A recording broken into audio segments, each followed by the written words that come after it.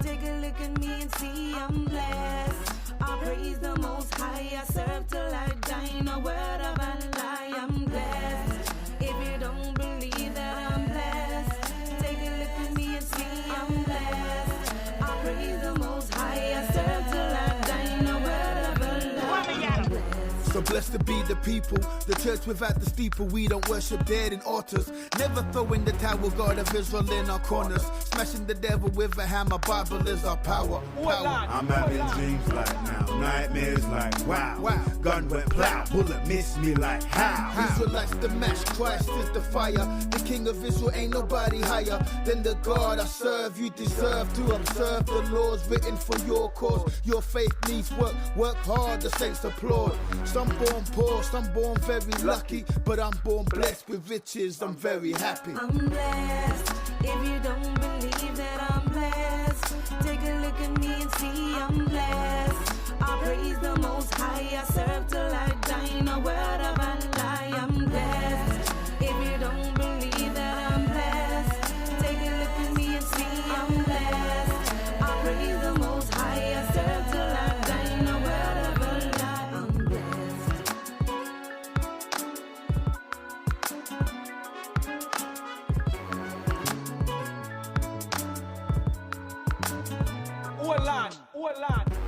Look at me, what don't you see? It's not that I don't have the finer things, it's vanity. I'd rather be enriched with much more than diamond rings, 'cause I know that in the end I can take it with me. I don't even know what's new in the store next door. I just open up my eyes and I'm thankful for the truth you gave me. Keys to eternity. Oh, I'm blessed. If you don't believe that I'm blessed, take a look and see I'm blessed. I praise the Most High. I serve till I die. No word of a lie. I'm blessed. If you don't believe that I'm blessed, take a look at me and see I'm blessed. I praise the Most High. I serve till I die. No word of a lie. I'm blessed. If you don't believe that I'm blessed, take a look at me and see I'm blessed. I praise the Most High. I serve till I die.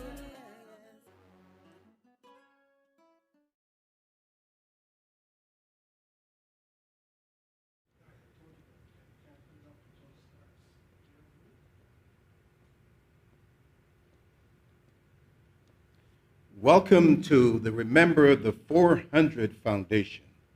Today is a very special day to all of us because we are going to delve into the issue that deals with our enslavement from 1619 to 2019. And a very special welcome to all that seek truth, freedom, and peace. I say we invite you today to come and let us introduce you to a history that is almost forgotten. Let us take you to the back side of slavery and to show you a glimpse at the shadow of a culture belonging to a very unique spiritual people. You will bear witness to a great nation, even a royal priesthood that was established since 1446 BCE, and that has contributed more to humanity than all the other nations combined. You will learn about a sanctified people, predestined to rule and to lead according to the precepts of truth. You will be able to immerse yourself in the wisdom of our Father, which was ordained even before the foundation of this earth. Listen very carefully, ladies and gentlemen. Listen to our words and try to comprehend a message that is not intended for every ear.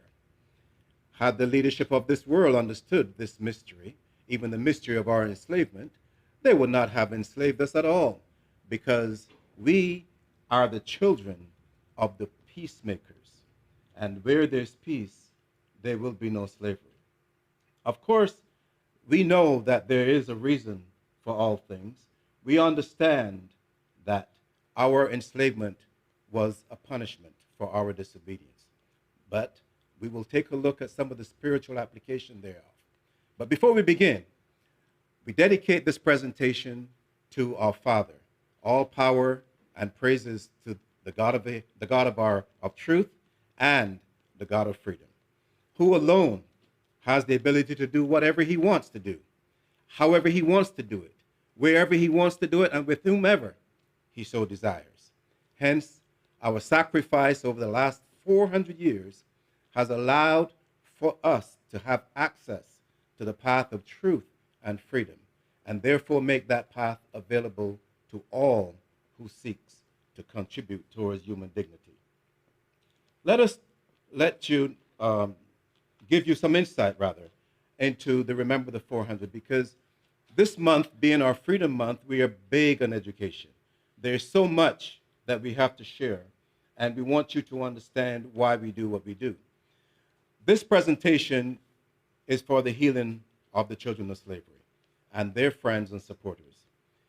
How could a royal priesthood be brought so low and be transformed into cotton-picking slaves? This is part and parcel of the question that we would like to answer.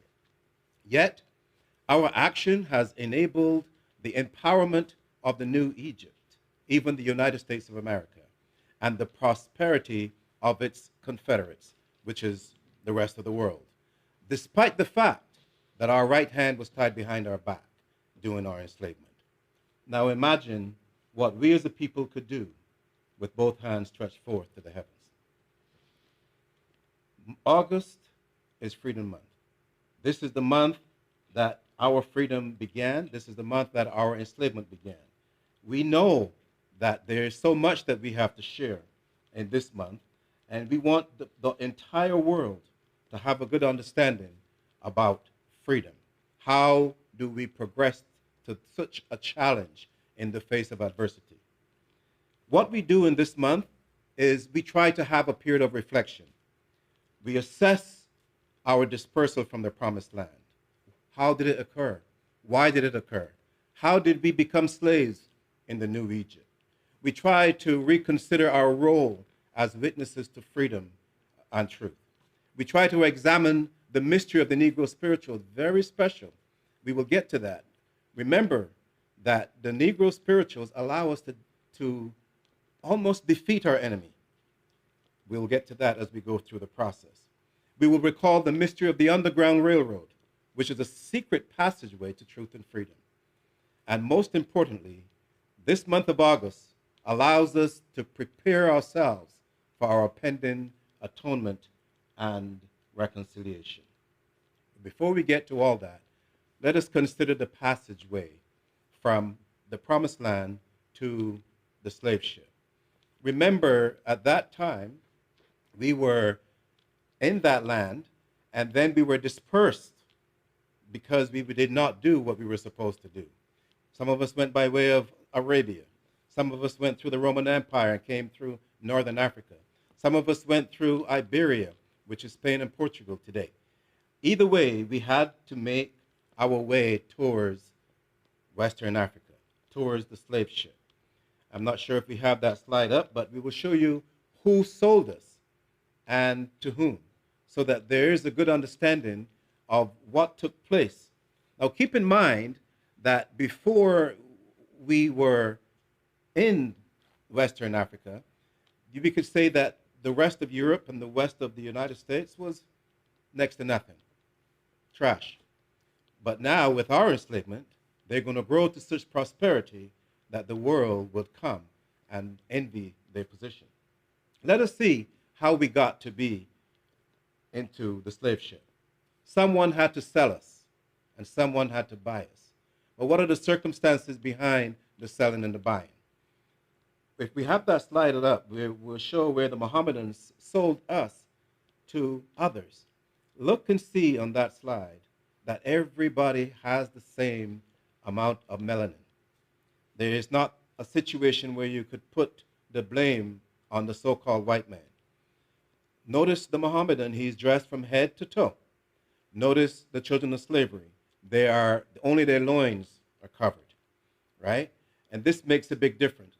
So let us see then, the next slide, how the Europeans were able to make such a big deal out of our enslavement. In the year 1455, there was a papal decree issued by Pope Nicholas V. On January the 8th, 1455, that decree was issued. And he issued that to King Alfonso V of Portugal, as well as to his other constituents. And they had one sole objective: to invade, to capture, to subdue all enemies of European tradition and perversions, and to reduce them to perpetual slavery. This is how he had it. Now, if you look at the slide on the screen, you will see the serpent seed. You will see the eyes of the serpent. Then you would understand that our enslavement was more than just physical. They had a big spiritual foundation that contributed to this demise. What this has allowed is for the establishment of one of the biggest corporate entities on the face of this earth, an entity that has continued to enslave the minds of individuals from birth until death. Why? Was the Pope afraid of truth and freedom? Was it an inferiority complex being expressed?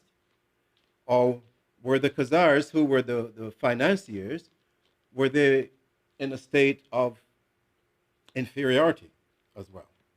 Why did they do what they had to do? The important thing is they did it. And we're not saying that one should be blamed above another. All we are saying that we have to deal with what took place and try to find a solution. And we will show you how we did that. Now we come to the journey to the New Egypt. How did that journey take place? It was by ship. Why? Because that's the way it was foretold. So we're dealing with more than just physical, as I said before. There's a prophetic aspect, there is a cultural aspect, and there is the physical aspect or historical aspect.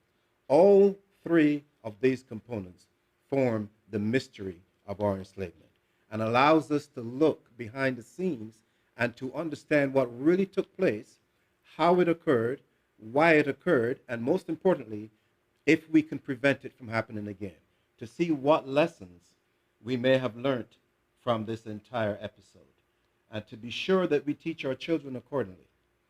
Now, we know that in the past, our ancestors walked from the Promised Land into Egypt. If you have the slide up, you will see beautiful afros, nice sideburns, beautiful woolly beards.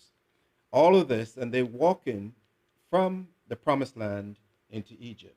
So there's no need for a ship unless we're talking about the New Egypt. Then the ship is necessary.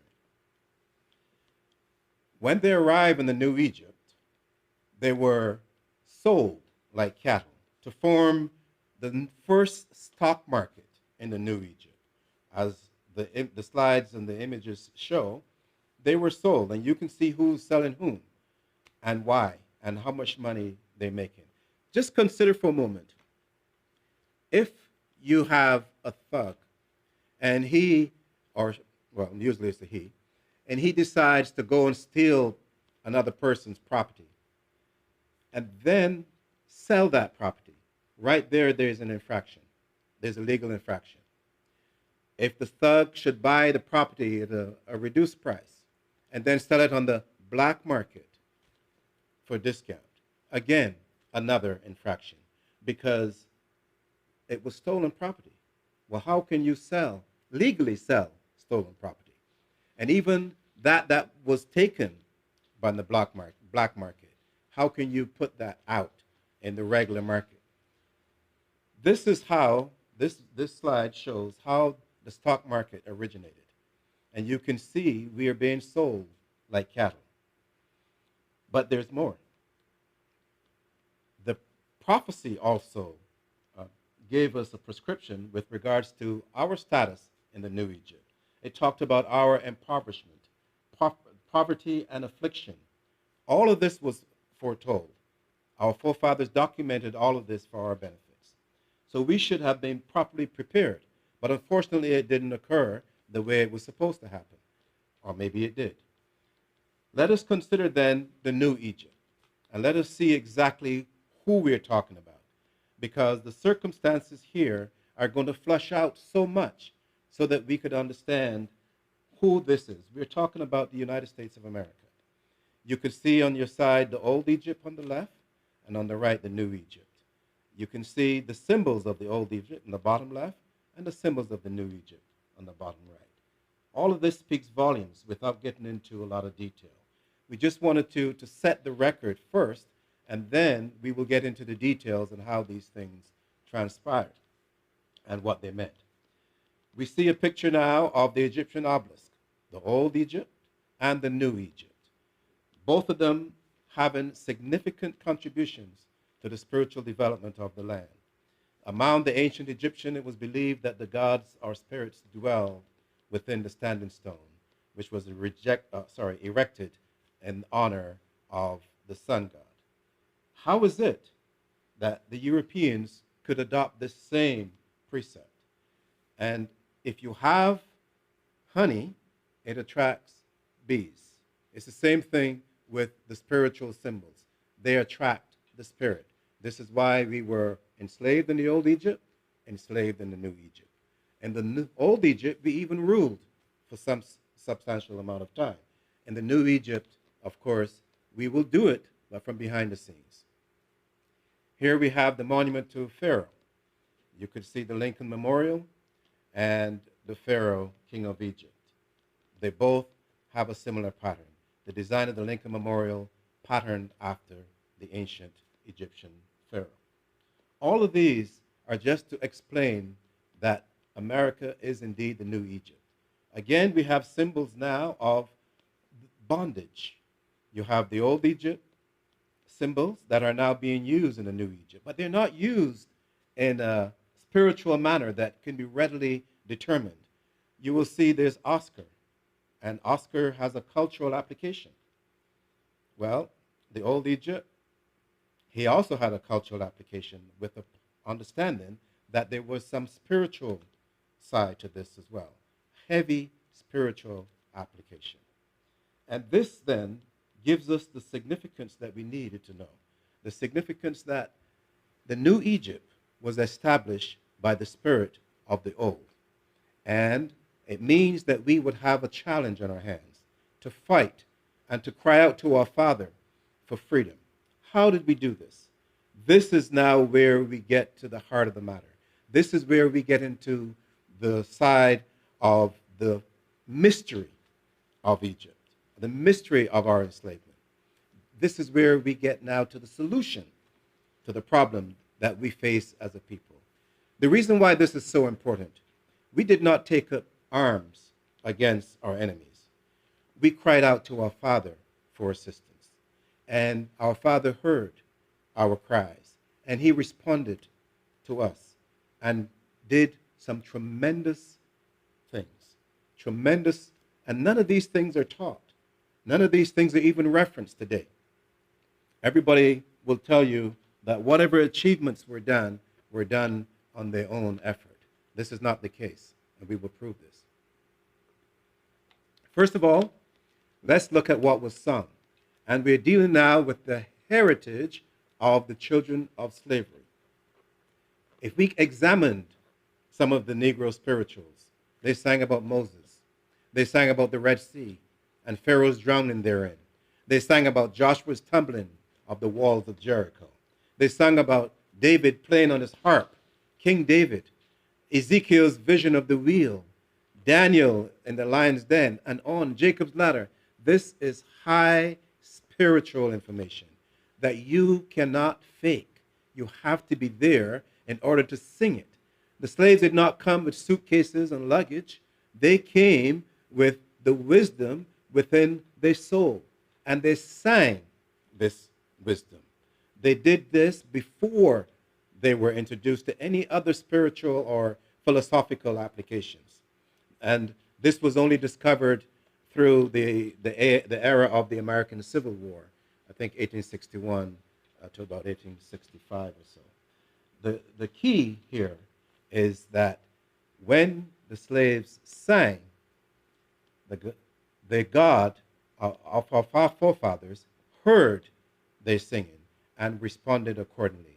And we are going to shed some light on that response. This is where the mystery is. No one could teach this but us, because we are going beyond the concept of sound. And we are looking now at small spirit to big spirit.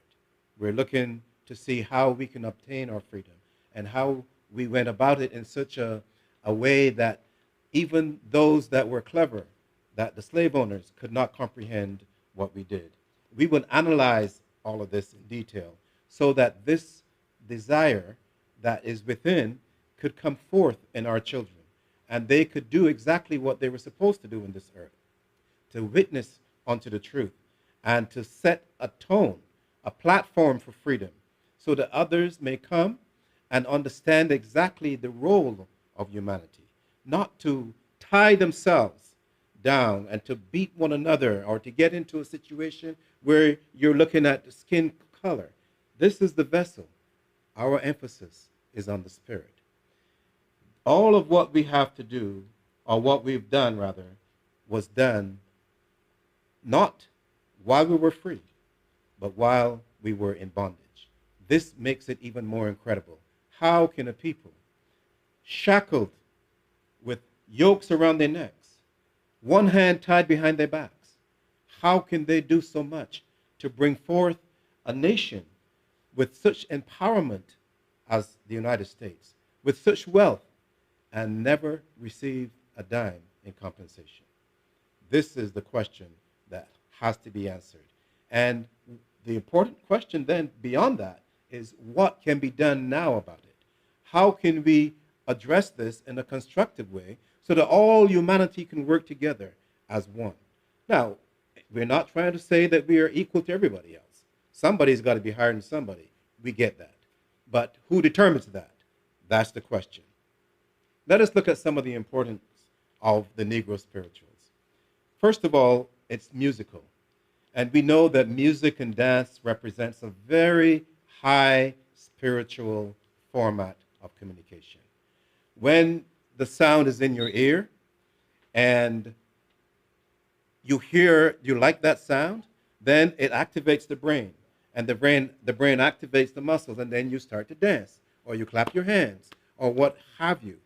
But how about if we know how to do that, how much more our Father, who has been there even before the foundation of this earth? The slaves told their story through their national heritage, through music. They sang their heritage.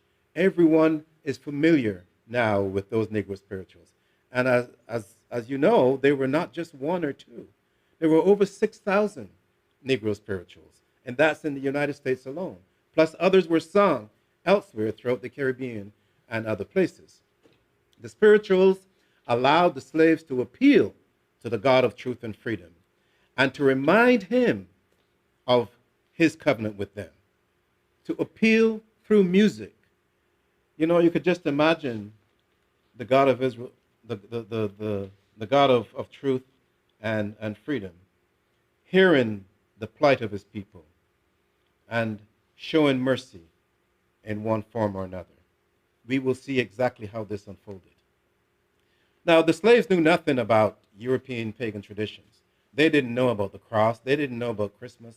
They didn't know about Easter. They didn't know about Saturday or Sunday or January, New Year. I'm not saying that those things are wrong. I'm saying for us, we didn't know anything about that. And we don't need to know because we have our own cultural traditions. Each one has his or her lane, and they're supposed to stay in that lane. Crossing the lane without proper indication, according to the law, could create some problems. The slaves did not sing, for example, about the Sahara. You know, that's one of the biggest deserts on earth. They sang nothing about that. But yet they spent so much time in Western Africa. Why did they not sing about the Niger River? Why did they not sing about the Congo River? If they were there for hundreds of years, why did they not sing about these natural geographical locations? But what did they sing about? They sang about the Red Sea. They sang about Jerusalem. They sang about the River Jordan. They sang about Jericho, the walls of Jericho. They sang about Zion. They sang about Canaan. Ladies and gentlemen, what does that say? There's so much there to explain. And we don't have the time to get into all these details, but you could put it together for yourself. These are indicators of the heritage of the children of slavery. And today, how many people understand this? You know, a lot of this heritage, a lot of this history is forgotten. Well, RT 400, as we like to say, remember the 400 Foundation? Would like to bring this back so that the proper foundation may be established where we could build on this, where our children can hold their heads up high and walk with pride and dignity, not to look at others and point fingers and blame one for one shortcomings. No, we don't do that. We accept full responsibility for what happened to us 400 years. Now we will rise above that with pride and dignity, and we will make a contribution as we did in the past, even greater, so that others will see that there is something unique about us. It doesn't mean that we are better. We're different, and that should be celebrated. So this is the beginning on that. And August 23rd, we have Freedom Month, the Freedom Month March. We will have this in Toronto, of course, in London, UK, in Atlanta, Georgia, in Missouri, and New York, New Jersey, so that others can come out and celebrate with us the freedom of our people. There is a lot to unfold, and we'll take it nice and slow. Let us consider then the importance of the Negro spirituals. Let us see how is it that we could take songs and use them as the tool to improve or civilize a people who came from Europe to the United States, established a colony, a British colony, but had very little in terms of educational perspective. Here is one thing. The evidence indicates that the children of slavery possessed a very advanced spiritual culture, and that this culture was governed by a very unique covenant. So here's a people that most individuals, from educational institutions to people on the streets, will turn their nose up when they see my forefathers or even myself walk by the street, but not knowing that they possess the tools, high spiritual tools of great value that all the world can benefit from. And this is why we say that we have made a greater contribution to human dignity than all the other nations combined. The evidence also suggests, with that high spiritual component, a superior mental faculty. And while I'm saying that, I'm not trying to cause a division, but I'm trying to suggest this, that we provided music with layers of symbolic language, multiple meanings in that symbolic language, both spiritual and physical. The slaves would sing their songs while on the plantation, and master would not have a problem because he didn't understand that they were communicating with each other in a different format. Yes, the music sounded good, but what were the pointers in that music? What were they trying to get across to each other? That is how we know that they possess a high mental faculty, higher than most people would give them credit for. The evidence also suggests that the slaves had a unique gift, a unique spiritual gift from our Father, the God of truth and freedom. It suggests inspiration. Again, we're dealing with Negro spirituals. It suggested rhythm, melody, harmony, dance, and we can go on and on and on. All of these form, it's almost like you have a conductor with an orchestra, but the conductor is not seen. And the orchestra is playing in a very harmonious and a very melodious rhythm and not missing a beat. And at the same time, the conductor is pleased. He is happy that his children can sing this song with such depth and such a great understanding that even the people who have them, holding them with shackles and iron around their necks, cannot understand what the communication is all about. See, we don't need a new language. We already have that. We came with that. It is song and dance, a high spiritual form of communication, unlike any other people on the face of this earth. And this is what we have to embrace as a people. This is how we should take our next step. And it's not just making music. It's to whom that music is directed that makes a difference. The slaves secretly appealed to the God of truth and freedom and reminded him of the promises that he made to our forefathers and the covenant associated with those promises. Again, nobody else on earth is like this. How can we allow such great depth, such great opportunities for educational advancement to slide? Look at what we did when we were in shackles. Now that we are free, we can do 1,000 times greater. This is the message we want to convey. The evidence show, most importantly, ladies and gentlemen, that the words, the melody, the harmony, etc., was in a format never before heard anywhere in the world. It was in a call and response format. You sang the song, and the audience responded accordingly. All of this was done to great satisfaction to our Father. It is not just that we were singing empty words. Every word had a specific meaning. And when you combined those words, it transmitted a very powerful message, not only to those that they could see, but also those that they could not see. Not only this music was not only for the descendants of slaves, but it's also for others, everyone who wants the opportunity to show how they too could advance in this society. Because unless we work together, regardless of what you look like, we are not fulfilling the mandate of our creation. You know, everybody is not going to be sitting in the high chair. Some people may have to work in the kitchen. Some people may have to cut the grass. But to serve in the king's court says a lot about you as an individual, whether you're mowing the lawn or serving the food at the king's table.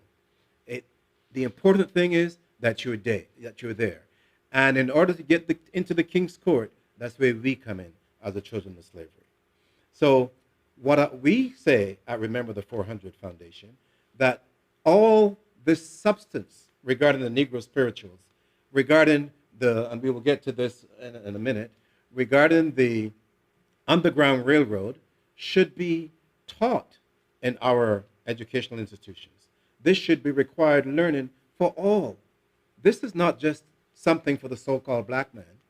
This is something that all men could avail themselves of, so that they too may understand that there is a higher level than just what you have in the bank or what you have physically. And this is why we want to make sure that this mystery to the Negro spirituals, the mystery to our enslavement does not go untold. We know that we don't have a lot of time that we can get into all the details, but we have enough time and to show by example that this is a subject matter that is worth exploring. There's a lot of children at home right now who are not going back to school. There's a lot that can be learned, but it has to be taught in the right context. And this is where the Remember the 400 comes in. We ask you to demonstrate your appreciation for our effort in your likes on the screen, and give us your support, whether it be commentary or financial, however you choose to do it. That's up to you. And to remember, August the 23rd is Freedom Month March in various cities throughout Canada, the United States, and in Europe. And you could coordinate with us or coordinate with those that are in those places and let them, too, help you. Take a stand for truth and freedom. Don't let's assume that someone is going to bring it to you. Stand up. And it doesn't necessarily mean that you have to be violent. Remember, the slaves never fired one shot. No bow and arrow was shot. They sang. They sang to their freedom. And this is what we are trying to project, that there are ways that we could come together as a people, not just those that look like me, but those that don't look like me also could find an opportunity to be grafted in so that we could become one body. And this is what we're trying to express when we say the hidden mystery of our enslavement. Now, let us take a look at some of the results of these songs that our forefathers sung. A result of the Negro spirituals. These Negro spirituals, as I said, go back to the time, at least they go back to the days when we got off the slave ship, or even before. But they were discovered during the American Civil War. It is important that one man stands out, and here's where we're going with this. In 1759, there was a man born, a little baby boy, I should say. His name was William Wilberforce, and he was born in the UK. That says a lot. Now, people might say, well, what did he do? We'll get to that. But I'm showing you our forefathers sang from 1619, and in 1759, this man was born. In 1775, the I can't even say the word properly, Abolitionist Society was established in Philadelphia by the French Quakers and others in 1775. Again, a few years after William was born. That same year, there was the war between the British colony of Virginia and Britain. And that they fought at Lexington and Concord, Massachusetts. The next year, in 1776, the U.S. declared their independence at Philadelphia. Not only that, so the importance there is that up until 1776, there was no United States. It was just the colony of Virginia. And that colony, and this is important to know, the majority of the inhabitants were criminals, prostitutes, etc. They were not educated at all. Up until the 1800s, the United States was still a penal colony for Europe. In the year 1776, Delaware prohibits the importation of slaves. Why would they do that? Again, none of these people look like us, but yet they're taking action to put in place the platform for our freedom. And we are still wearing the shackles. In the year 1777, Vermont abolished slavery and provided an enfranchise to all adult males. How is it that in 1777, Vermont could abolish slavery? And none of us was trying to get into a political arena, or we didn't have the opportunity to do that, to make this happen. But yet it happened. A year later, Virginia prohibits the importation of slaves.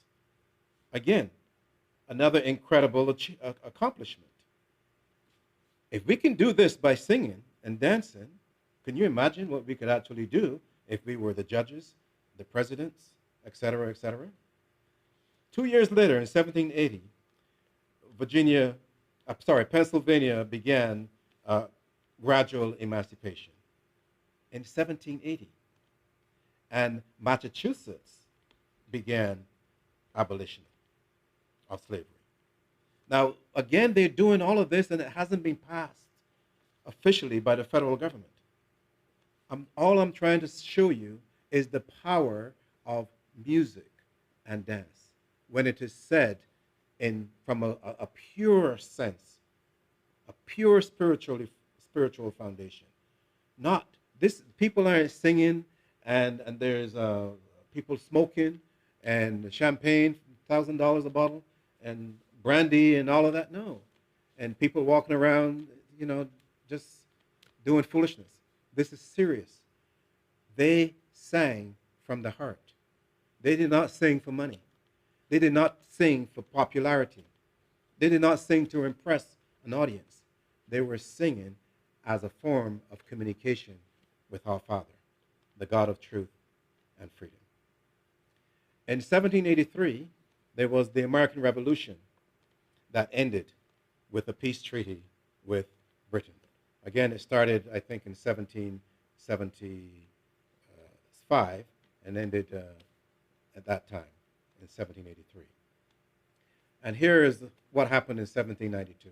One of my friends, in addition to William Wilberforce, Thaddeus Stevens, was born, and he became an abolitionist as well. And like if that's not good enough, in 1800, John Brown was born. So we have, before I get into all the dates, in 1759, William Wilberforce was born. In 1792, Thaddeus Stevens from Pennsylvania was born. And in 1800, we have John Brown, his birth. None of these guys look like me, but yet they work for me and you. And this is what we're talking about. We're not here to see what people look like. We're here to look at their behavioral patterns, to determine whether there's a measure of integrity that we can work with. And we will show you then how they contributed to our freedom, what it is that these men did, and how they did what they did. All of these are required learning, I believe, for all people in the United States, Canada, and Great Britain, or all over Europe for that matter, in the Caribbean and elsewhere, because it reveals so much about us as a people and how we could impact the circumstances to enable our advancement as a people, and to do it peacefully with a sense of appreciation and integrity. This is where we're going. I know that most people would not believe that such a high standard of education, a high standard of living, a high standard contribution to human dignity could come out of our enslavement. But this is why we say it's a mystery, only for those that have the ears to hear and the eyes to see. In 1863, there was an Emancipation Proclamation that was issued to free all slaves in the New Egypt. All slaves. That decree was issued, but it did not become law until 1865, when the U.S. Constitution allowed the 13th Amendment. And then it became law that all the slaves should be freed. This, in my opinion, is absolutely fascinating. None of us were out in the street demonstrating. We were shackled up to that point. We had no idea how these things were unfolding and what they meant, But there were people, even though we could not move, who were moving for us. There were people who stood up and spoke for us when we could not speak for ourselves. They fought for us when we could not fight for ourselves. They mingled their blood with us, and they did not look like us. So we have a great responsibility here. Are we going to continue with this outward appearance mentality, or are we going to look further and aim higher? And this is what the Remember the 400 is all about. It's educating where others have failed, to show that there is a path that has not been traveled. Only few have walked thereon, and that we can open up the doors to that path and let others come in and see the light and follow with us, so that we too could work together even as one body. Let us analyze now some of the Negro spirituals and see how indeed what the evidence suggests.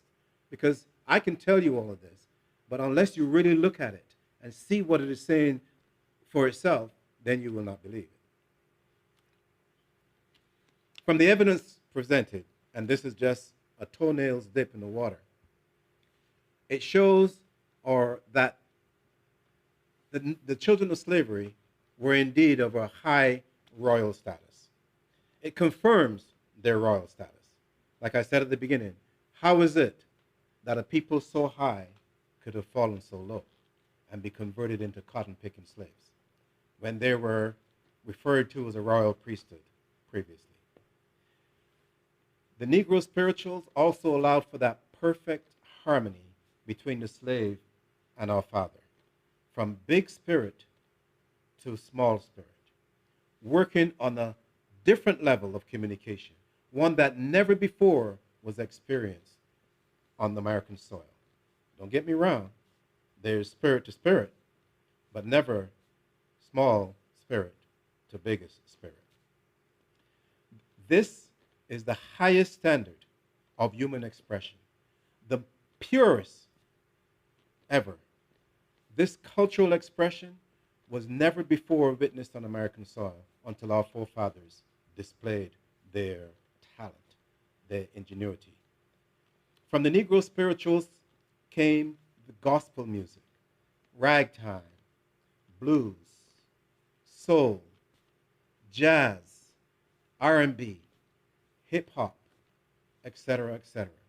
All of this came from the Negro spirituals. But do we get any credit for this? You know, the movie, you see a movie, they make it costs, I don't know, $10 million. They make $150 million. They use our music. They use all of this music that I just described. But yet, what do we get out of this? You know, there's all types of applications, but the children of slavery get nothing. All we get is disdain, hatred, and confusion. We at Remember the 400 Foundation say it is time to stop this.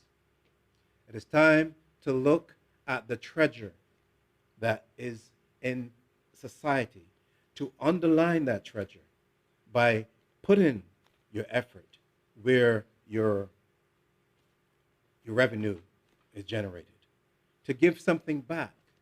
Because if we do so much and receive so little, can you imagine if we started to do more, if we did get something back, something of substance? The Negro spirituals, as I said before, did not sing, and I have to repeat this because a lot of people will not put it in perspective. A lot of people, and people that look like me, they talk about Swahili. They have no idea what Swahili is. But that was the language or the dialect between the slave seller and the slave buyer. And that's the language. So why would you want to get involved with that? You know, why was there nothing sung about the Sahara, the River Niger, the Congo River, or Timbuktu, a great educational institution in Western Africa? Yet nothing sung about it. But as I said before, the slaves sung about the Red Sea, the River Jordan, the walls of Jericho, Zion, etc. Again, the reason I repeat this because these are worth exploring. They did not come with textbooks when they got off the slave ship. They carried this substance, this wisdom within. And one of the first things I should have mentioned at the beginning was that our national record was translated in 1611 into the English language to set the tone for the Western world, set even the tone for legal application.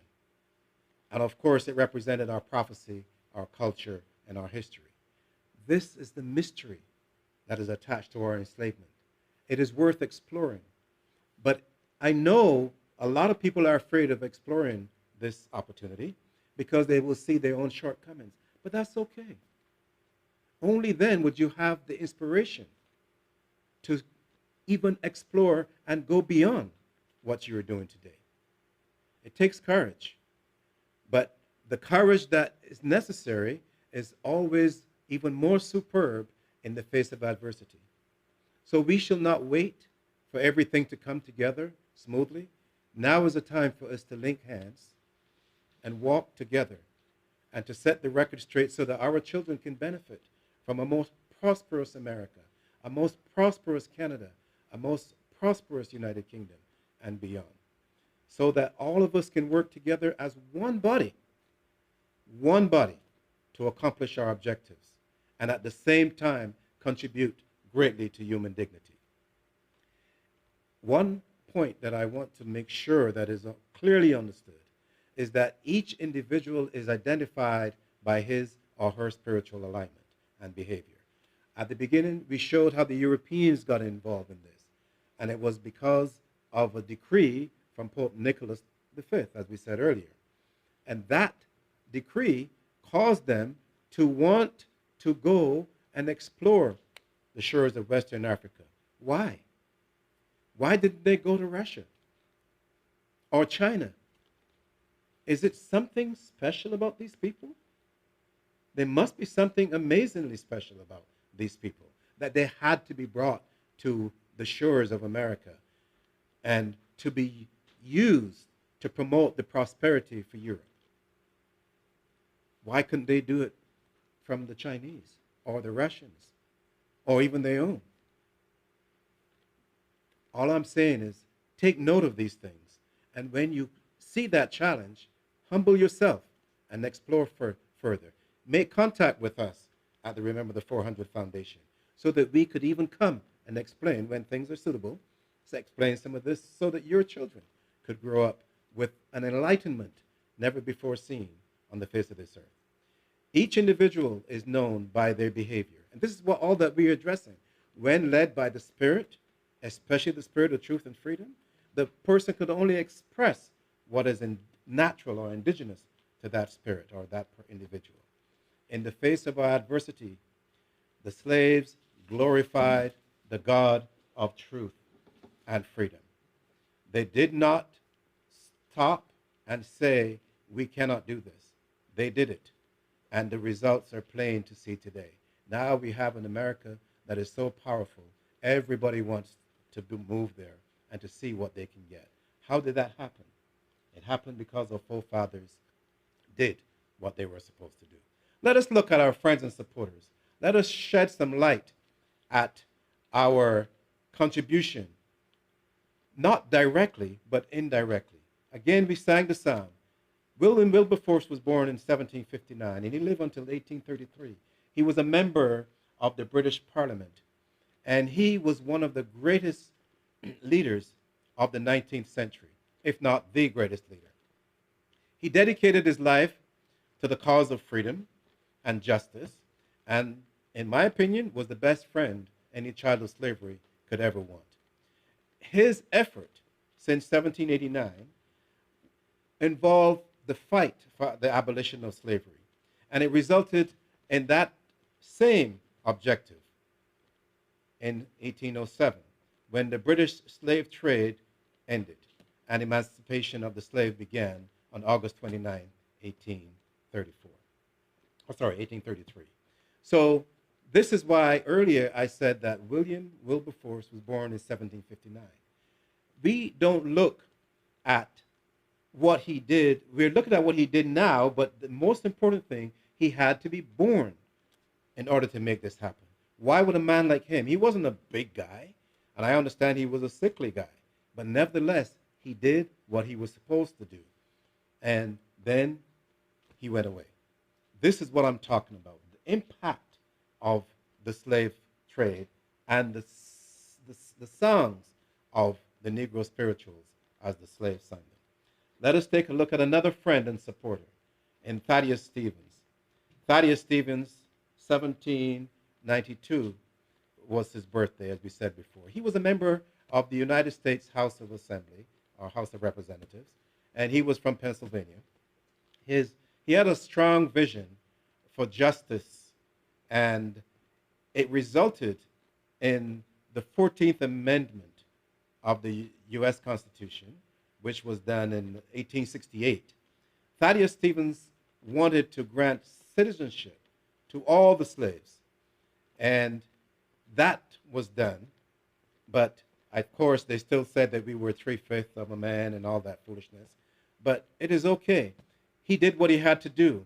We're looking at the fact that our Father made it possible for him to be born to fulfill his mandate according to the directions of the God of truth and freedom.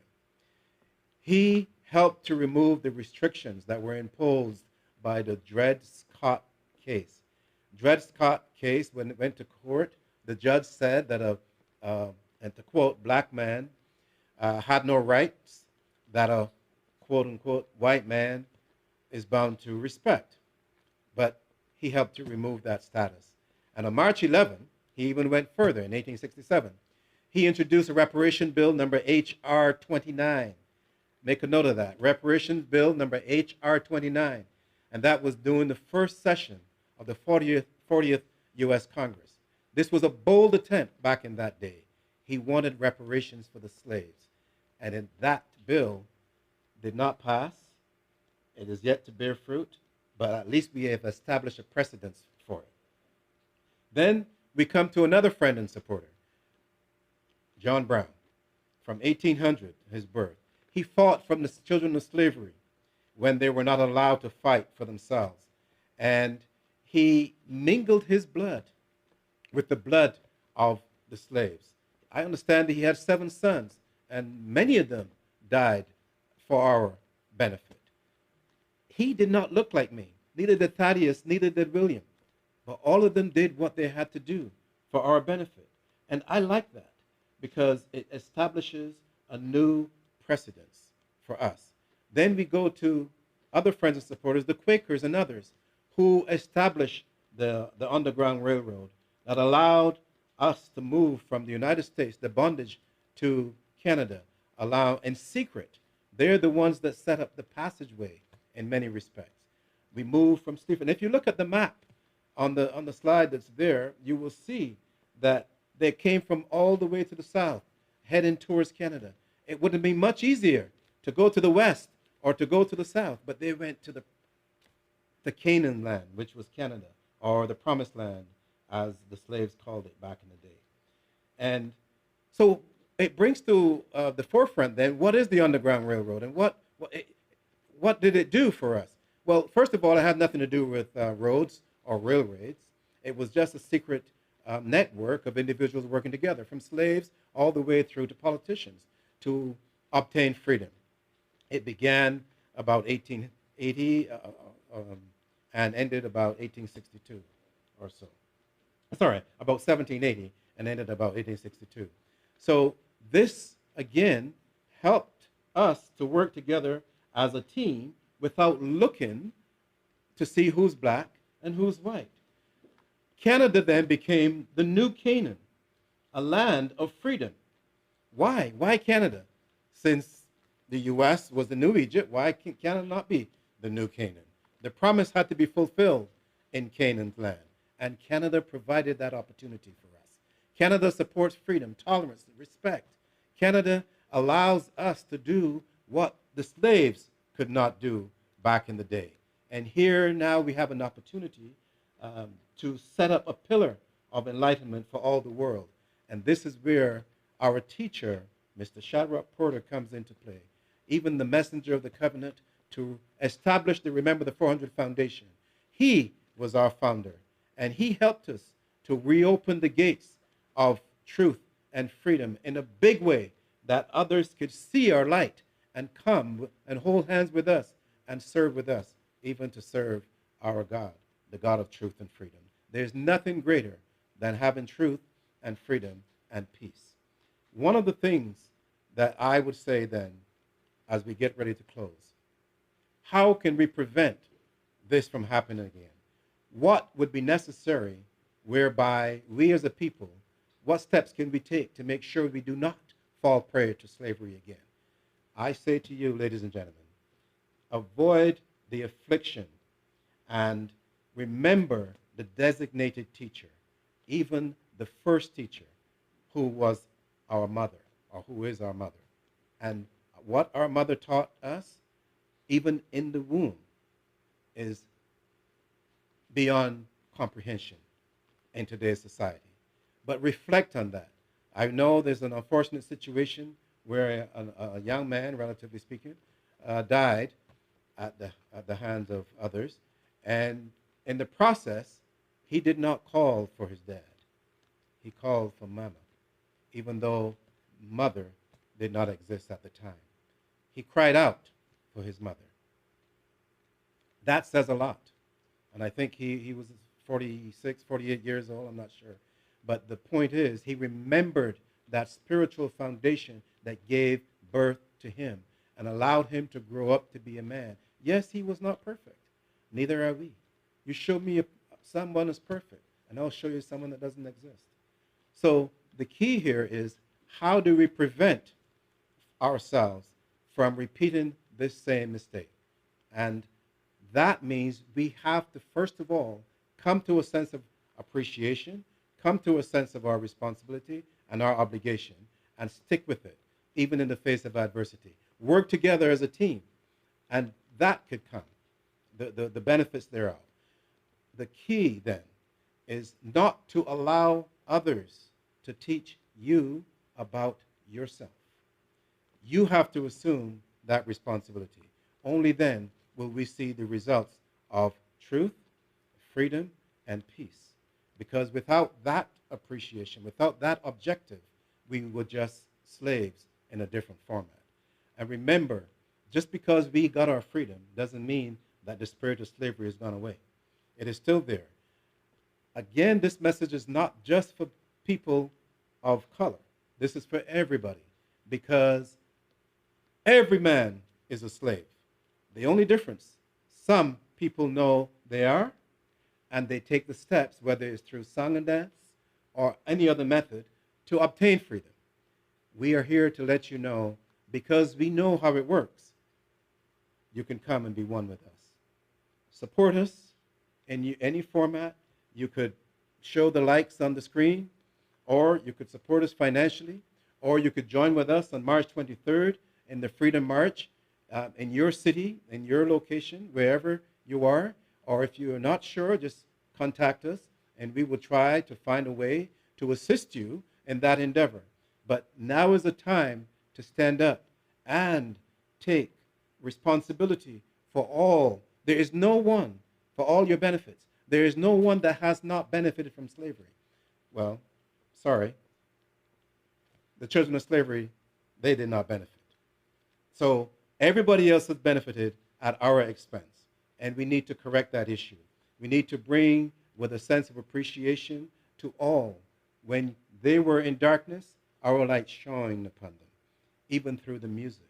And just as William Wilberforce, Thaddeus Stevens, and John Brown has demonstrated, that they're going to rise above the appearance of man and to demonstrate that there is a high spiritual vessel, a high spiritual spirit that runs in their blood, so all of us can do the same. All of us can work together. Remember our first teacher. Remember how we were raised as children, and apply those precepts. When in doubt, stop, look in the mirror, and think, and allow the memories of childhood to come back, so that we could see that in the eyes of the world, we are all children. Some of us have a sense of appreciation, and some of us don't. But that's okay.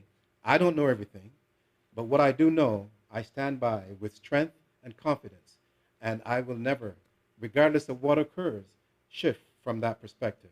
But most importantly, we want to share that information with all peoples on the face of this earth. The same way everyone benefited from our wealth, and our productivity, we too can share our wisdom with others and allow the world to be the place it is supposed to be, a place of respect, a place where the truth is paramount, a place where freedom can be ensured from birth, and especially a place of peace.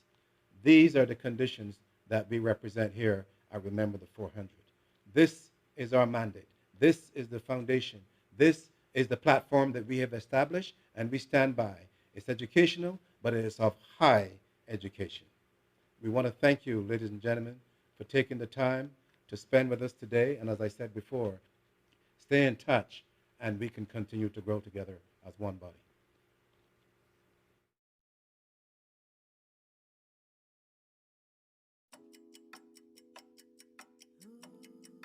Because August, it tells our story. It marks both our enslavement and our emancipation. And it deserves to be understood, commemorated, celebrated. It's time. Join us as we officially recognize August as Freedom Month. Sign the petition, donate, and celebrate with us on August 23rd as we take over the cities of Toronto, Canada, St. Louis, Missouri, Englewood, New Jersey, Atlanta, Georgia, and London, United Kingdom. This is an internationally recognized movement. August is Freedom Month. It's time.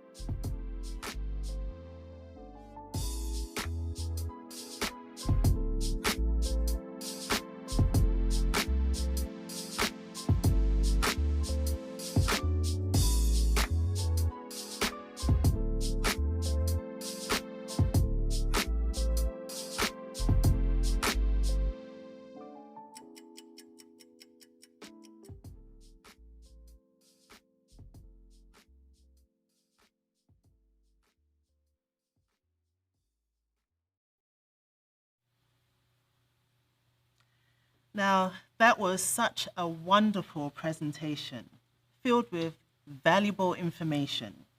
Thank you so much, Elder Michael. And remember, if you want to know more about Remember the 400, please visit the website at www.rememberthe400.com.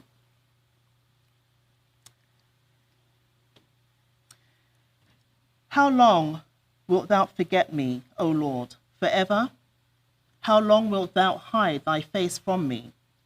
How long shall I take counsel in my soul, having sorrow in my heart daily? How long shall my enemies be exalted over me? Consider and hear me, O Lord my God. Lighten mine eyes, lest I sleep the sleep of death. Lest mine enemies say, I have prevailed against him, and those that trouble me rejoice when I am moved.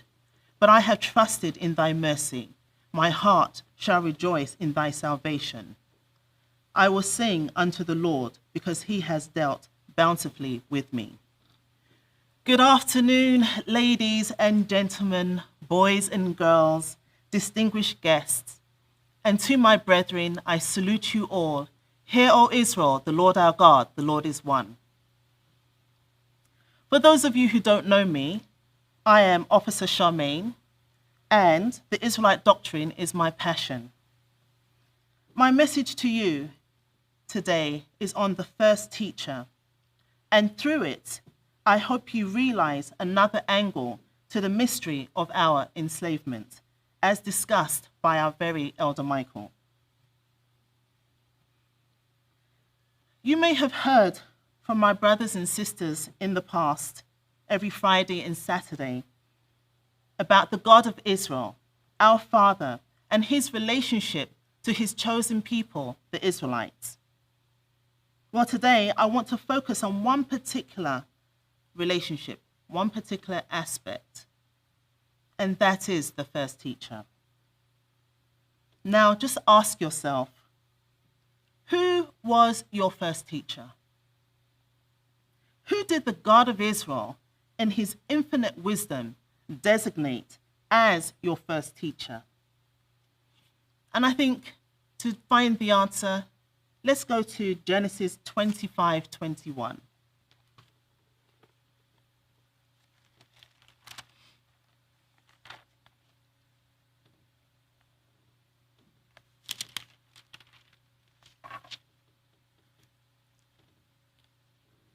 Okay, so I want to just set the scene here.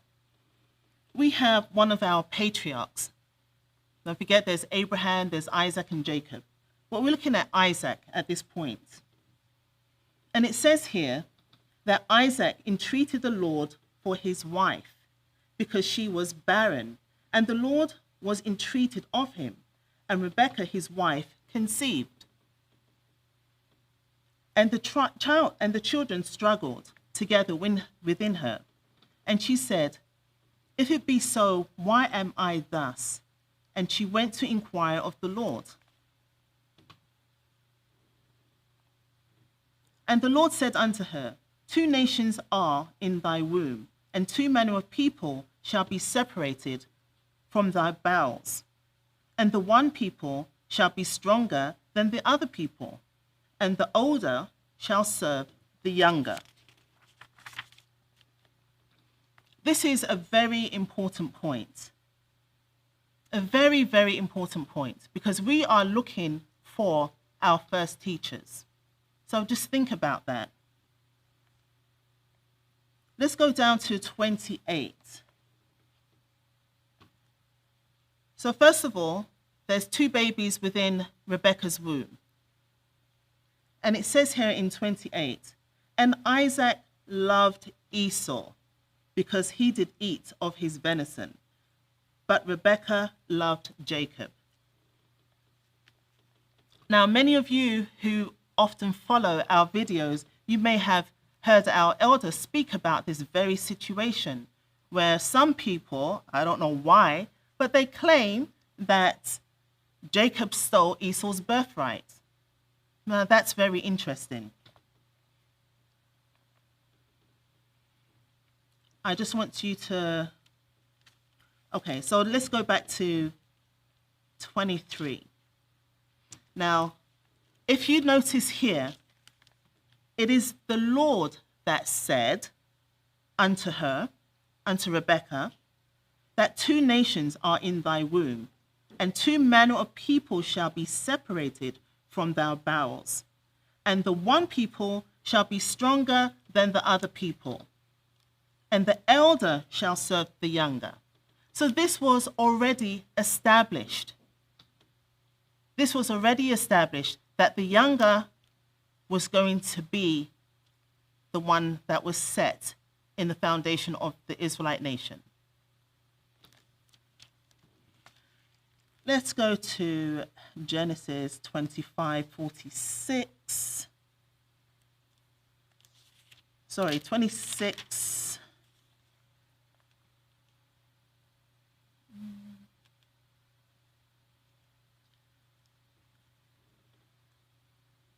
Okay, so what I wanted to show here, I'm not going to go through this right now because I want us to take our time to go through this so that we can really see the essence of what's taking place.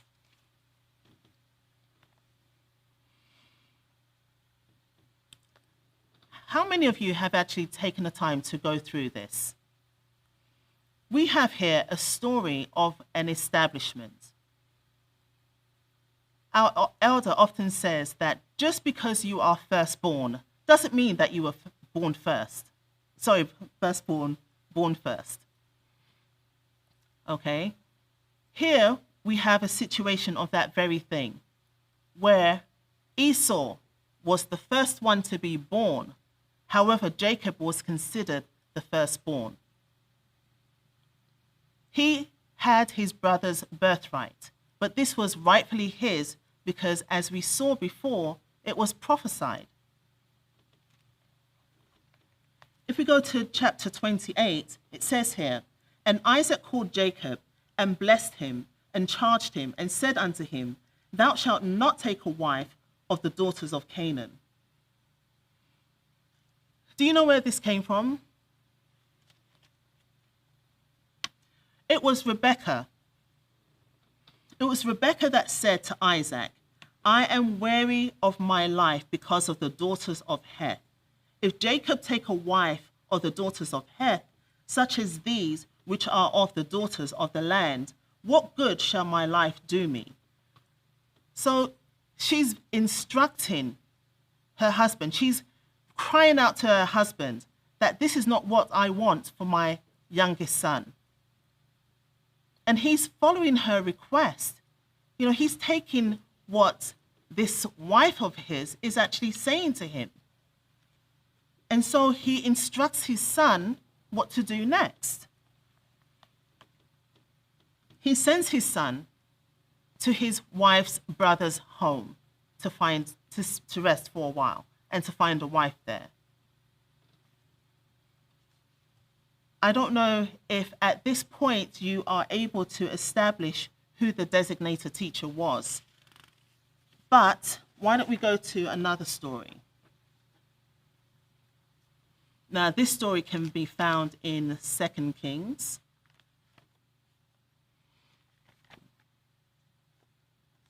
Now, you know, I'm going to explain after exactly where I'm coming from because I think it's so important. Elder Michael said, you know, there are 3 aspects to our enslavement, the mystery of our enslavement. First, the physical. Secondly, the cultural, and then the historical. Here, we're looking at the cultural aspect. Now, I'm going to talk about this. This is one of my favorites. This is a young boy. His name is Josiah. Now, Josiah, he was 8 years old when he began to reign. And you can find this story in 2 Kings 22. Now, Josiah was 8 years old when he began to reign, and he reigned 31 years in Jerusalem.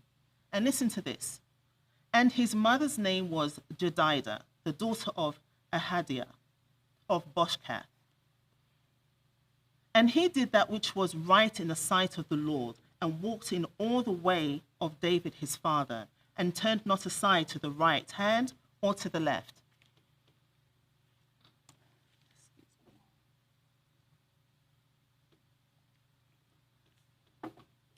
Now, think about it. The reason why I chose this particular boy was because of his history. If we went back a few chapters, we will learn about his grandfather, Manasseh, and his father, Ammon. Now, Manasseh, he ruled for 55 years.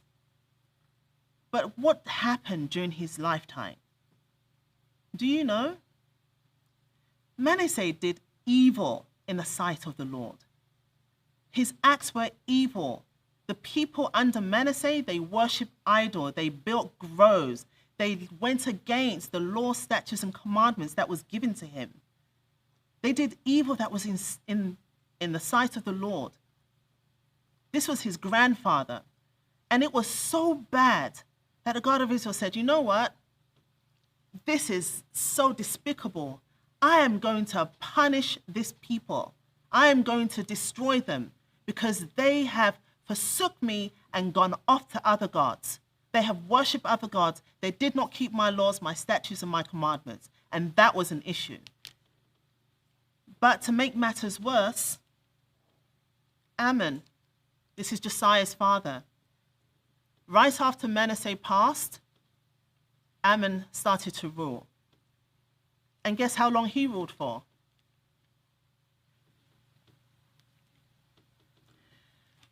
3 months. And then he was killed. But in his 3 months, guess what he did? He did evil in the sight of the Lord again. Now you have little Josiah, 8 years old, and it says here that he did good in the sight of the Lord. He did which was right. But he's coming from a generation of evilness. Why I mentioned his mother is because I kind of envision this dialogue happening, that when he's young, he's walking with his mom and he's pointing out and he's saying, "Mommy, that's interesting. Look at that. It's so nice." And his mom said, it is pretty. "Mommy, what is it for?" "Oh, some people worship Balaam there or Moloch there." "Oh, yeah, can we go?" No. We shouldn't really do that because that's not really what's instructed for us to do. And then he may see something else and he's like, Mommy, what's that over there?" And it's like, "Oh, well, you see, that's a grove to Ishtar." She had to explain these things to him. He's like, "But Mommy, why can't we do it too?" No, this is not really what we're supposed to do. We're supposed to be a special people. Could you imagine his mother every night? She's talking about the days of old, just how we do sometimes. And she's talking to him about the days of old, about Moses and about Aaron and Abraham. And now she's got to explain all these idols and high groves and what the people are doing. And it's in direct contradiction to what he is supposed to do. His mother was talking to him, teaching him. So this to me is such a powerful thing, because you often wonder, how is it that our children can continue in the right way? Somebody's got to tell them. Somebody's got to know about this. Elder Michael said that there are many establishments and philosophies that have had a hand in our enslavement. And I'm telling you today that many of these establishments and philosophies, they target the women. Why do you think that is so? We've read in Deuteronomy in times past about the blessing and the curse and what's going to take place. We've heard about the terrible things that takes place within the curse. These are things that we need to recognize and remember. I'm sure you heard about, when it's day, you wish it were night. When it's night, you wish it were day. And you shall have children, and they should be taken from thee. If your children are being taken from thee, what are they learning? Who is teaching them? Who is going to remind them of their heritage, of their culture, of their ancestry? Who is going to do that? This was the job of the mother. If you haven't figured it out by now, the mother is the first teacher. She is the vital part of this whole mystery. Should I say, maybe one of the many vital parts. But her role is really important. Her role is essential. Without her, how do we know to take the next step? So what is an Israelite woman? An Israelite woman is a queen. She's a princess, a mother, sister, daughter, niece. The Israelite woman was the perfect complement to the Israelite man. She was his wife, the giver of life. And in her glory days, when she was under the protection of the God of Israel, she judged her people, ruled her nations, commanded armies, builded cities, prophesied, consulted with nations, gave advices to prince, gave birth to kings, generals, priests, prophets, and even the Messiah. This is the Israelite woman. And I'm not just saying it. You can read every one of these descriptions right here in this book. During her captivity, she still found favor from her captors. She afflicted her soul for her people, and even found favor from leaders of great nation. There were rules and regulations outlined for all Israel, and it's in this book. You can find most of the rules and regulations in the Torah, or Genesis, Exodus, Leviticus, Numbers, and Deuteronomy. And both men and women were held accountable for keeping the laws, the judgments, the precepts of the God of Israel. And if they did not keep it, if they transgressed against the laws, they were punished accordingly. Now, many philosophers, especially those related to Catholicism, hold tight unto a few scriptures that were written hundreds of years ago by Israelite men and their discourse with non-Israelites. My brother, Elder Freddie, a few weeks ago, I'm sure many of you have seen it, and if you haven't, you should take the time to go and look for those videos. But he spoke about one man actually echoing the words of our elder Shadrach, who taught us all. This man was Paul, and he was an Israelite from the tribe of Benjamin. And he expressed to the people exactly what he was doing. He actually said, "For I speak to you Gentiles, inasmuch as I am the apostle of the Gentiles. I'm magnifying mine office." And if you want to read that, you can find it in Romans 11:13.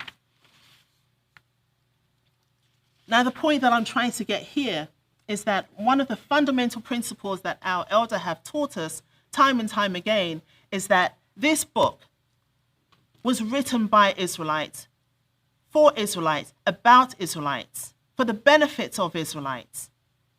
And when we read this book, we need to understand who is speaking to whom, because that message would be very important.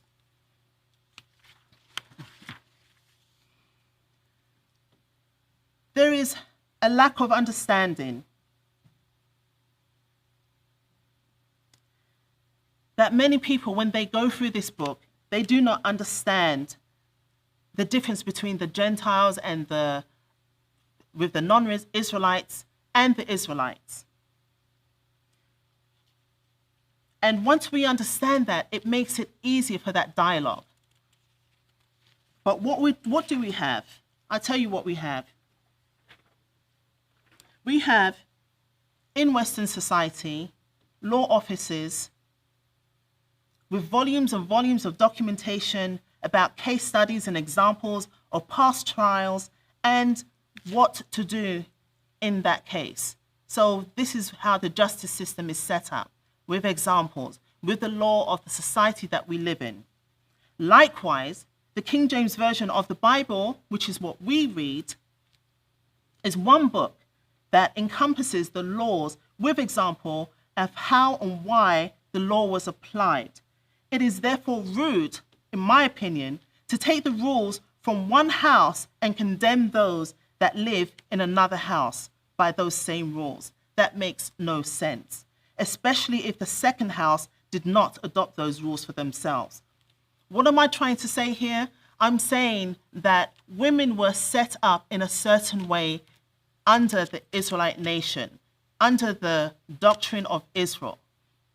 We followed the commandments, we followed the laws, we followed the statutes, and we had to use the information that we had in order to teach our children and all those that come to us to be enlightened. Let's go to Proverbs 1.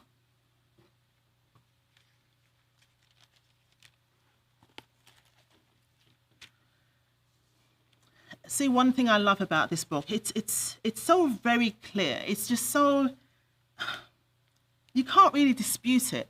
And the words in here are very clear. Let's just say it. Let's just I'll show you.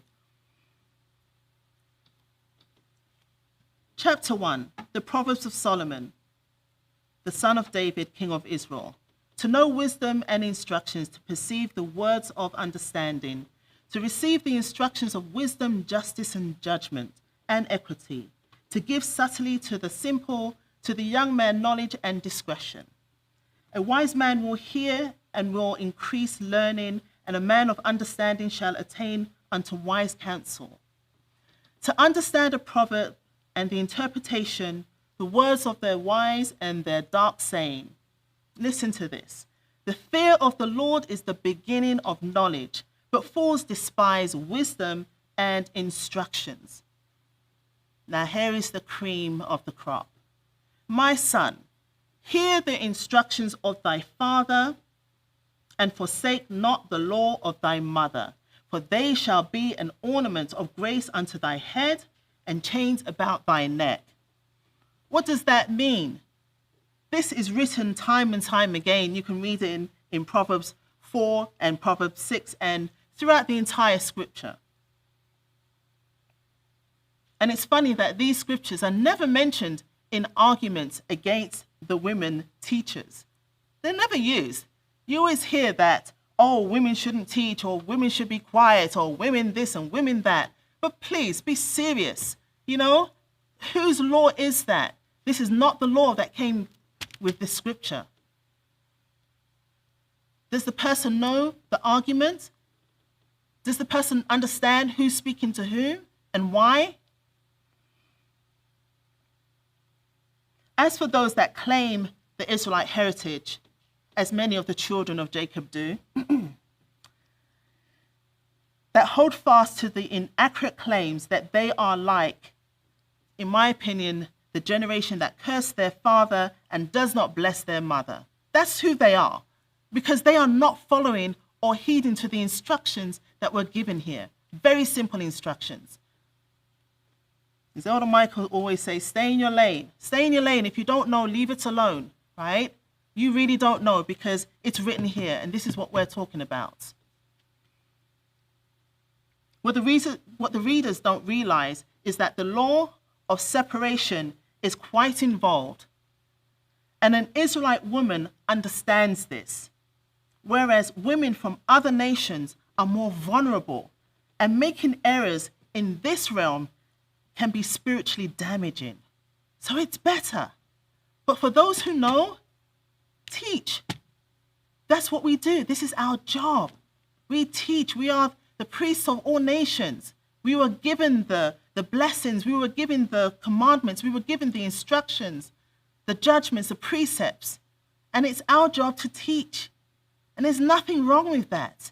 There's nothing wrong with listening to what we have to say, because we are not teaching a strange and foreign doctrine. We are teaching something that has been proven time and time again. It's been given to a people, and now it's returned to us that we can share with all nations.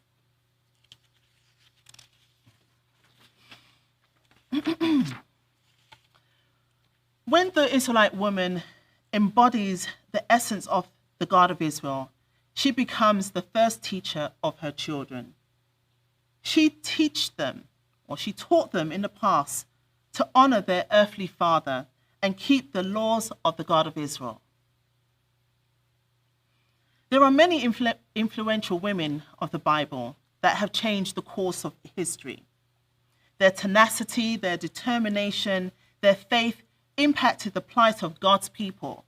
Women such as Sarah, Rebecca, Leah, and Rachel, who were the mothers of the patriarchs of Israel. And there were women that showed inordinate faith, such as Rahab and Ruth, Hannah, and Mary. Like Hannah, she prepared her children to carry out the services of God. And when necessary, like Deborah, she was ready to lead her people in war against the enemy. Like Rebecca, she was instrumental in ensuring that the right child was chosen for the job. We read that. That was her job, to make sure that the right child was chosen.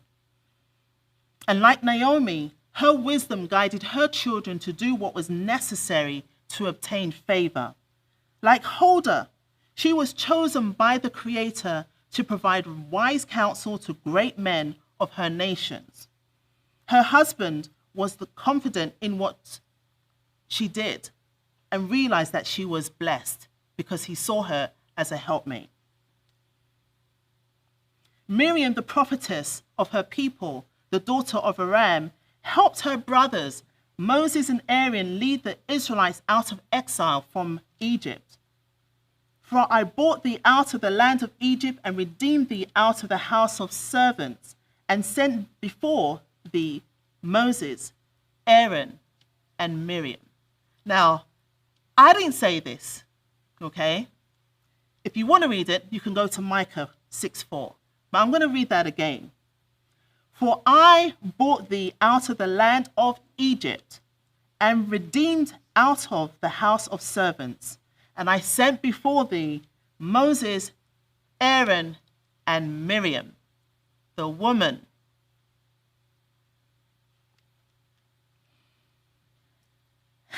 I often look at this as, many people, they don't even come as far as the Old Testament to find out, or the first book, as we often refer to it as. They often get stuck in the second book. But in order to understand our foundation, we need to go back to the first book. We need to understand that so that we can actually sit down and say, yes, actually we can teach. Yes, we can teach. We can talk in the church. We can do these things because we understand. And this is here in this book. No other book. It's in this book. So some of the unique characteristics of the women that were very influential, had they shut up and not carry out the task that they had, where would we be today? We would be experiencing a different history. Furthermore, these women have been chosen to demonstrate the interaction of her uniqueness and fortitude she exhibits while working with her people to serve the God of Israel. I want to talk to you about just a couple of them. You heard me mention Miriam, and you heard that the God of Israel said, he had her and her brothers lead his people out of the land of their captivity, right? Now you look at her character. Now I'm just saying this because if you decide to stifle something that is beneficial, that's flourishing, what would you have? Miriam, from a very young age, was very instrumental in her brother Moses. She was instrumental in his survival. She lived during the time when there was a decree that was passed to kill all the children of the land.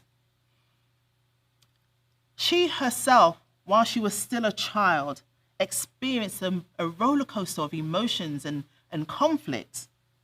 And one can only imagine the suffering in her little tummy, how it was giving her butterflies. She's sent there to watch over her little brother. What is she to do? How old is she? She's a little girl. What can she do? But she watches her little brother as he floats down the waters in this small little basket. And could you imagine being a little child and you're watching and you're seeing your sibling going in the basket and they're floating away, and you're thinking, okay, what's going on? What am I to do? And it's floating, and then somebody picks up the basket. Could you imagine how sick you must feel? It's like, oh my goodness, they've got him. They found him. That would have been so terrifying for a little girl. But what did she do? She threw caution to the wind and ran as fast as she could to intercede in the fate of her baby brother Moses. And finally, the exceptional wisdom of this little girl and her skill of negotiation. Think about this. One thing I like about the scriptures is that they're real people with emotions and ideas and wants and desires and dreams and, hates and loves. This is what the people are about. Now you've got this little girl who's completely confused, but at the same time, she's not even thinking about what can happen to her or anything, but she's running to find out what's going to happen to her little brother.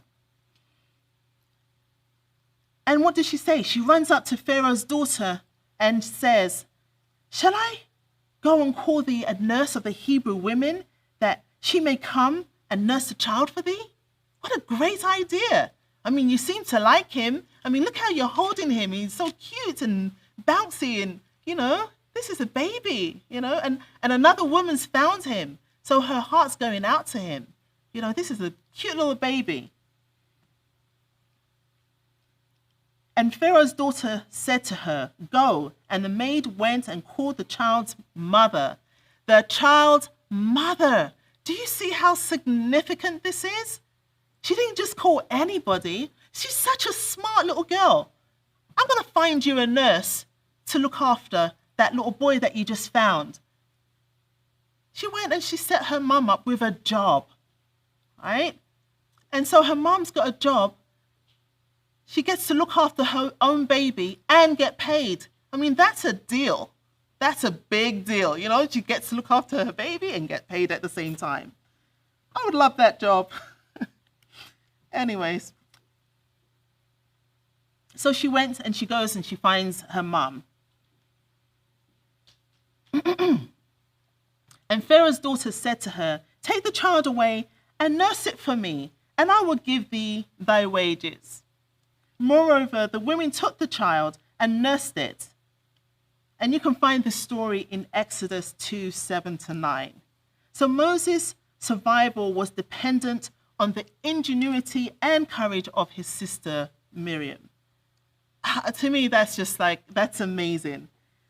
That really is amazing. But look at what's taking place. As we discovered before, the woman that was designated to be the mother was also the first teacher of this great man. She had to teach him. So no one can say that, he all of a sudden just had this, conflict of interest or whatever it was that he was going through and decided that he didn't want to be Pharaoh anymore or Pharaoh's son or what have you. No, it was more than that. He actually grew up knowing about his culture. He grew up knowing about his God, about Abraham, Isaac, and Jacob. He grew up knowing about that whole entire arsenal of information and the wonderful things that the God of Israel did. He grew up knowing this information.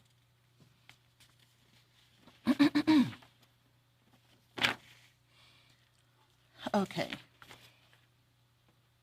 So as we noted earlier, Miriam assisted her brothers in the deliverance of the people. And in addition to that, she celebrated with dancing and singing. And Miriam, the prophetess, the sister of Aaron, took a timbrel in her hands, and all the women went out after her with timbrels with dance. Miriam led the women in song when they and their families fled from Egypt. So she's lived this life of watching over her little brother.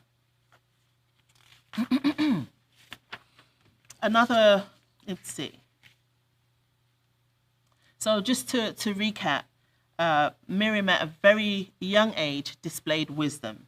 Furthermore, she insisted in leading her people out of the land of captivity. She was responsible for some of the decisions that were made and demonstrated her influence over the people. Another thing to note, which doesn't really fall here, but the water is the symbol of life. And interestingly, it was represented several times in Miriam's story. The first was with her brother Moses. The second was after the Israelites crossed the Red Sea and she led the song for victory. And then finally, shortly after she died, a miracle was performed, and that was the miracle of water from the rock. I just thought I'd throw that in there. It's if the God of Israel looked upon her and considered her, who are we to turn around and say differently? Another woman, there's a wealth of information here, but I chose these individuals because I just wanted to really show you the innate qualities of them. And had they been hushed and pushed aside, where would we be? How would we be? You know, we were never a nation that did that kind of thing. We were never a people that did that kind of thing. And you've read time and time again, even going back to young King Josiah, you know, even though we haven't read it, but you take your time, go ahead and read it. He chose choice men, and they went to a prophet, a prophetess. A prophetess. Her name was Huldah, and she lived in the college. So what does that tell you? All these great men, the high priest and you know, all the whole entourage, they went to her to find out information. And what did she tell him? What did she tell them? She said to them, she told them what the God of Israel had planned.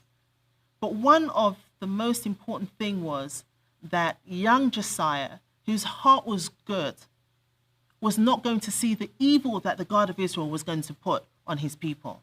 That was a great thing. It was very, very sad because, you know, Josiah at that time, he could have turned around and said, you know what?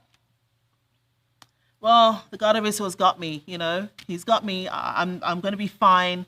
You know, it's unfortunate how everybody's behaving, but, you know, I can just relax, you know, maybe go tend to the grapes and to the sheep and stuff and, you know, just hang out and just wait for my day to come. But he doesn't. After hearing that prophecy, do you know what he did? He went back and he tore down the groves and he removed the idols and he destroyed all that did not represent the God of Abraham, the God of Isaac, and the God of Jacob. He brought the laws out, the book, and they had such a wonderful Passover like never before. And I'm not saying this, you know, I want to read that, I want to read this, I want to read so many things, but I just want to let you know that this is the essence of the young man that was taught the right way by his mother. It was in him to do right by the God of Israel. It's such a sad story. It really, his life was taken, it was cut short because the God of Israel had to carry out his plan. That was the result. But had we been following the instructions to begin with, that would never have happened. Have you ever heard of Deborah? Deborah, for some people. Now, she was another amazing woman from the scriptures. She was a prophetess, a speaker of wisdom, a wife and a judge. Hear me out, hear me out. The children of Israel came up to her for judgment. And you can read that in Judges. They came to her for judgment. She was not put aside and told, don't speak, you can't give instructions, be quiet, stay quiet, go in a corner. She was not told these things. The people, the children of Israel, the old and the young, went to her for judgment. Not my words again, it's all written here. Remember what God told Miriam and Aaron about prophets. Prophets receive visions and dreams as a prophet, and that means that Deborah did as well. Receive visions and dreams. If you're receiving visions and dreams, you have to share this. In this case, she was chosen to manage a mighty army. She had to go to the military general and tell him what he must do. You imagine a guy's like, he knows, why is this woman coming to tell me what to do? But it wasn't even like that. It was not even like that. She sent and called for Barak, the son of Aminon, out of Kadesh Naphtali. Did I say that right? And said unto him, has not the Lord God of Israel commanded, saying, go and draw towards Mount Tabor, and take with thee 10,000 men of the children of Naphtali, and the children of Zebulun, and I will draw unto thee to the river Kishon, Sisera, the captain of Jabin's army, with his chariots and his multitude, and I will deliver him into thine hands.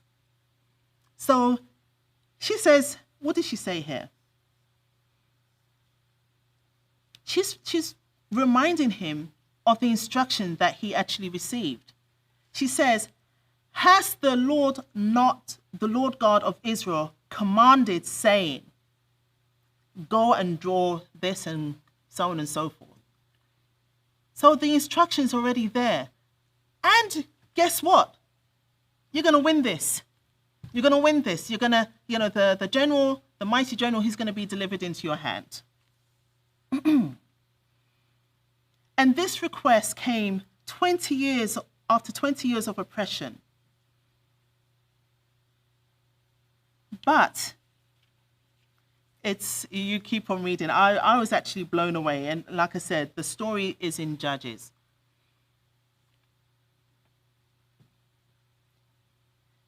He did not want to go.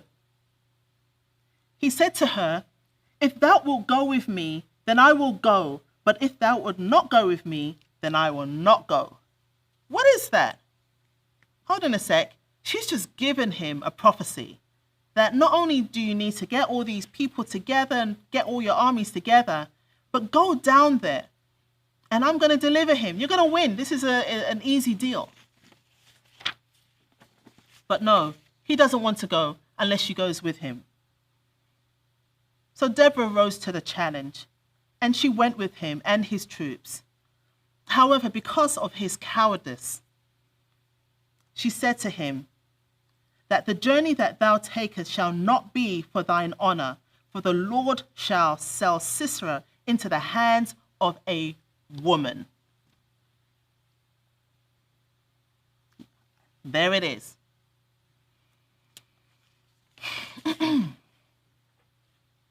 We can go on and look through many of the examples because there are many. But let's home in on part of the mystery of slavery. Part of the mystery of slavery is our disobedience. And because of our disobedience, we were taken into slavery. And to multiply that atrocity that took place, we were separated from our mothers. So we grew up not knowing our history and our culture. We grew up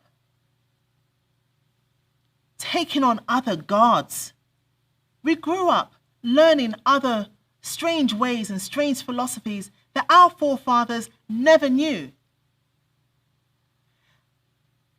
But after 400 years, we have a chance. We stand a chance. The prophecy was written in here. And all we need to do, amongst other things, but all we need to do is educate our families, our children, our mothers and fathers, our sisters, our daughters, our sons. That's all we need to do. Because the beautiful thing about education is that you will go on to educate others. That's how you know you've got it, when you start to educate others. And being the first teacher, it's not just about sitting down in a classroom and teaching blah, blah, blah. You imagine the bedtime stories. How do you think history was established? You imagine the many bedtime stories that these children back in these days would have heard about their forefathers. Oh, Dad, tell me that one about Moses again. Could you tell me that one? Or Mummy, you remember you said to me that I shouldn't do this because of that, or I shouldn't go here because of whatever. This is all part of the learning process. But we are in trouble today. Why? Because we don't know our identity. We are teaching a strange doctrine, if we're teaching at all. So this is an opportunity to turn back and learn what is in this book so that we can prepare our children for the future. How do we do that? We need to be able to prepare them. For those of you who are still not convinced, I want you to take a moment and go to Proverbs 31. Now, this is a story, or this is actually a proverb by Kim Lemuel, the prophecy that his mother taught him. Okay, listen, the prophecy that this king's mother had taught him. And I want to start from verse 10. And it says here, "Who can find a virtuous woman? For her price is above rubies. The heart of her husband does safely trust in her, so that he shall have no need of spoil. She will do him good and not evil all the days of her life. She seeketh wool and flax, and worketh willingly with her hands. She is like the merchant ship that bringeth her food from afar. She riseth also, and while it is yet night, and giveth meat to her household, and a portion to her maidens. She considereth a field, and buyeth it, and with the fruits of her hands she planteth a vineyard. She girdeth her loin with strength, and strengtheneth her arms. She perceived that her merchandise is good. Her candle goeth not out by night. She layeth her hand to the spindle, and her hands hold the distaff. She stretched out her hand to the poor, yea, she stretched forth her hands to the needy. She is not afraid of the snow for her household, for all her household are clothed with scarlet. She makes herself covering of tapestry. Her clothing is silk and purple. Her husband is known in the gates, when he sitteth among the elders of the land. She maketh fine linen and selleth it, and delivereth girdles unto the merchants. Strength and honour are her clothing. She shall rejoice in a time to come. She opens her mouth with wisdom, and in her tongue is the law of kindness." Hey, Officer Charmaine. So just to kind of, every now and then we do these questions. So I know you have your script, but every now and then we do questions because there are people in the chat room that have these burning arguments. Okay? So I know we have about 5 minutes left, and I think it's only fitting that an Israelite Nation Worldwide Ministries woman teacher address some of these guys who have now come into knowing they're Israelites, but they have more of a Masonic background and believing that women can't do anything. So one of the scriptures that you know that is always being used is in Corinthians. And it says, "Let your women keep silence in the churches, for it's not permitted unto them to speak, but they are commanded to be under obedience, as also saith the law." What do you say about that? Okay, I don't know if they heard what I was saying earlier. But first of all, did you establish who was speaking to who? Go back, go and look and see who was speaking to whom. Because that is the first rule in understanding this book. And this is what our elder has taught us. He's very particular when it comes to how we learn the scriptures. He doesn't speak to us. He actually goes and read it. And he tells you, if you don't believe me, go and find out for yourself. And if you could prove me wrong, you'll close the book. So first and foremost, who is speaking to whom? And if you heard me earlier, I apologize if I wasn't articulate enough. But the women that were spoken to were Gentile women. And they don't understand the things that we understand. They don't understand the laws, the statutes, and commandments. They don't understand the laws of separation. They don't understand clean and unclean. They don't understand any of this stuff. So how are they going to go and talk and say anything? And if you understand a woman's position, she is highly spiritual. She has in her a womb that is knitted in her, and she's giving birth to nations, to kings, to queens. So she has to prepare them. She's got to do her job. Her job is to make sure that child is ready. This is an Israelite woman. I cannot speak for the other nations, but I can tell you one thing: they do not understand what we understand. So, anyway, I hope that answers your questions. As I said, there are many examples, and I've taken time out to go through some of those examples. I've taken time out to go through some of those examples to show you what a woman can do and what her ability is. Sometimes it's necessary. The woman, the Israelite woman, is the perfect complement to the Israelite man. She brings harmony to the relationship. It's about the two of them working together to bring the children of Israel back to their God by any means necessary. And if she's got to go out there and raise her voice, so be it. So, I hope that answers your questions. Now, I just want to continue on with this proverb. Actually, you know what? I'm just going to, because I've lost that flow. But I just want to bring up this proverb because I thought it was really quite interesting, especially when I hear questions like this, that a woman's place is in the home and she's not supposed to do this and that and the other. This woman here, the virtuous woman that is spoken about in the proverb, she is industrious. She goes out there, she works, she's going to negotiate for selling her goods.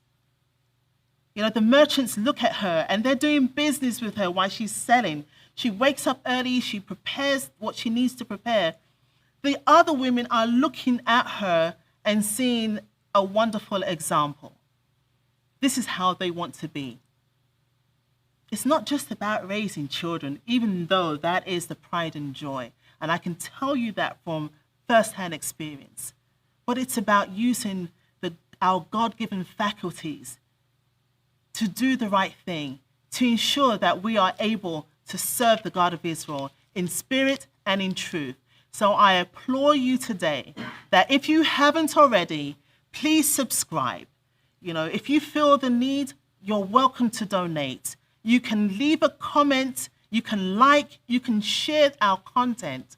And if that's not enough for you, you can give us a call and we will speak to you. We will gladly talk to you because this is our job. And I can speak for my brothers and sisters to say that we love what we do. We absolutely love it. And we do not get paid. Nobody gets paid. This is something we do from our heart. And it moves us greatly. So on that note, I just want to say, hear, O Israel, the Lord our God, the Lord is one.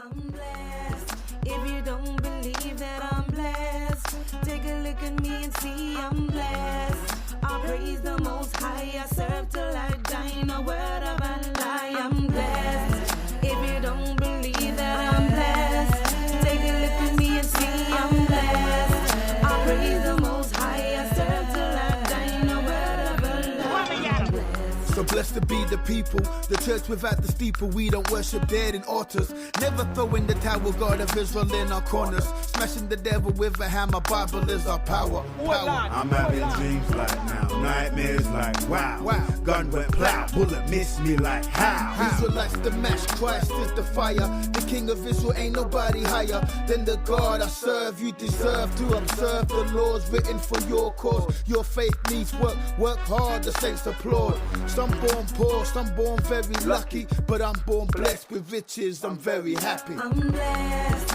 If you don't believe that I'm blessed, take a look at me and see I'm blessed. I praise the Most High. I serve till I die. No word of a lie. I'm blessed. If you don't believe that I'm blessed, take a look at me and see I'm blessed. I praise the Most High. I serve till I die. No word of a lie. I'm blessed.